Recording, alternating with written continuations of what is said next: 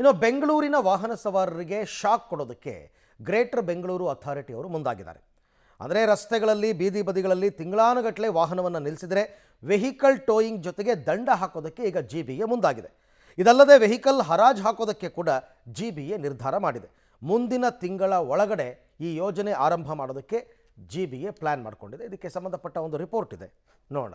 ಬೆಂಗಳೂರಿನ ವಾಹನ ಸವಾರರಿಗೆ ಜಿಬಿಎ ಶಾಕ್. ಬೀದಿ ಬದಿ ತಿಂಗಳುಗಟ್ಟಲೆ ವಾಹನ ನಿಲ್ಲಿಸಿದ್ರೆ ದಂಡ, ಟೋಯಿಂಗ್ ಜೊತೆಗೆ ದಂಡ, ಹರಾಜಿಗೆ ಸಿದ್ಧತೆ.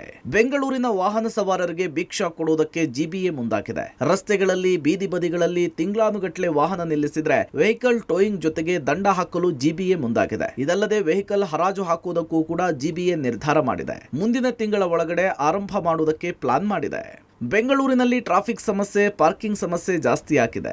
ರಸ್ತೆ ಬದಿ ಬೀದಿ ಬದಿಗಳಲ್ಲಿ ತಿಂಗಳಾನುಗಟ್ಟಲೆ ವಾಹನಗಳನ್ನ ಪಾರ್ಕ್ ಮಾಡಿರ್ತಾರೆ.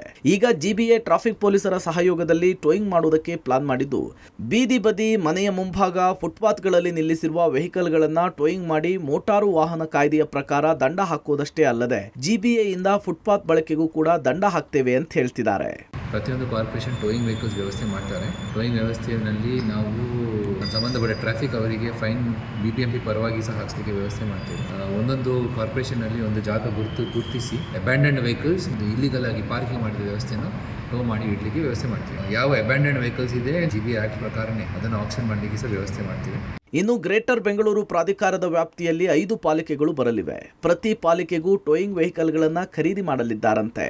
ಟೋಯಿಂಗ್ ವೆಹಿಕಲ್ಗಳನ್ನ ಖರೀದಿ ಮಾಡಿ ಟೆಂಡರ್ ಮುಂದಿನ ತಿಂಗಳ ಒಳಗಡೆ ಮುಕ್ತಾಯ ಮಾಡಿ ಟೋಯಿಂಗ್ ಶುರು ಮಾಡುವ ಮುನ್ಸೂಚನೆಯನ್ನ ಜಿಬಿಎ ಮುಖ್ಯ ಆಯುಕ್ತರು ಕೊಟ್ಟಿದ್ದಾರೆ.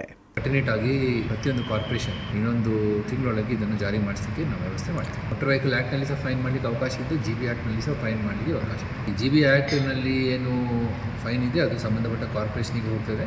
ಮೋಟರ್ ವೆಹಿಕಲ್ ಆ್ಯಕ್ಟ್ ಸರ್ಕಾರ. ಒಟ್ಟಾರೆ ಎಲ್ಲಂದರಲ್ಲಿ ವೆಹಿಕಲ್ಗಳನ್ನ ಪಾರ್ಕಿಂಗ್ ಮಾಡಿ ಸಂಚಾರಕ್ಕೆ ಸಮಸ್ಯೆ ಆಗ್ತಾ ಇತ್ತು. ಈಗ ಜಿಬಿಎ ಆ ಸಮಸ್ಯೆ ನಿವಾರಣೆಯ ಜವಾಬ್ದಾರಿ ಹೊತ್ತಿದ್ದು ಟ್ರಾಫಿಕ್ ಪೊಲೀಸರ ಬದಲಾಗಿ ಜಿಬಿಎ ಮಾಡ್ತಾ ಇರುವ ಟೋಯಿಂಗ್ ಹೇಗಿರುತ್ತೆ ಅನ್ನೋದನ್ನ ಕಾದ್ ನೋಡ್ಬೇಕಿದೆ. Lokesh Kodagadala, public TV, Bengaluru.